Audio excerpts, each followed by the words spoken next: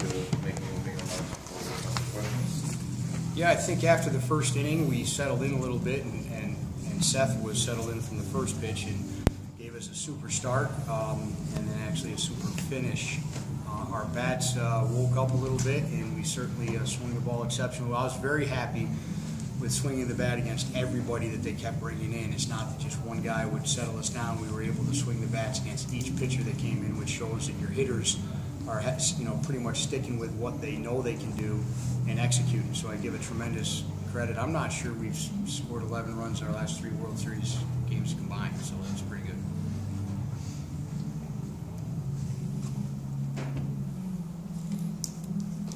Seth, you had an outstanding game today with 11 strikeouts. What was working for you up there? To be honest with you, I mean, some of my off-speed pitches early in the game, it took me a little while to get used to throwing them. I was just mainly going fastball, 2-seam sinker, and just letting the ball work. I wasn't trying to overpower anybody, just hit my spots, and let my defense work behind me. Conrad, what were you seeing from their pitcher early on? What was your strategy? You opened up with 3 hits. So what was going right for you? Definitely jumping on the fastball the first 2 bats. Getting myself in the count where I was ahead with the second at bat, and just staying on the fastball and just putting the ball in play.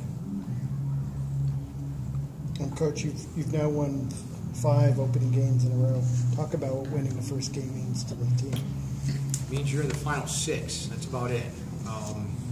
It's big. You had a layoff after a regional. Every team had an emotional regional, and they win, you celebrate, and then you go through a 4 or 5 day little bit of lull. Now you got to get back into it. So, winning, dinner tastes a little bit better.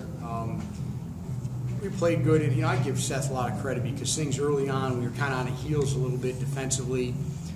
Gave them a little bit of opportunity. Sometimes teams might take advantage of that, and they threw a pretty good left-handed pitcher at us, and we seemed to do pretty good against lefties. But he got locked in pretty good and was located very well and had pretty much location where he wanted it, which says a lot because he missed a month of the season, so that's pretty special. Seth, anything different about the fact that you were asked to be the first pitcher in the SUNYAC tournament and the regionals? You were number 2. Did that change anything for you at all? Not at all. I mean, baseball is a team sport. When you get called upon, you got to go out there and perform at any time. I don't think it made a difference whether I was throwing first game, second game, or whatever. The team's got a goal, as the end result. So I just did everything I could to help my team. Conrad, do you feel any difference about the fact this year driving out instead of flying out? Anything? Was there any mental change because of the approach on the travel this year? I don't think so. I really think it was actually more of a team bonding experience this year too, because we got to stop at a few other places, get together with the guys, mess around.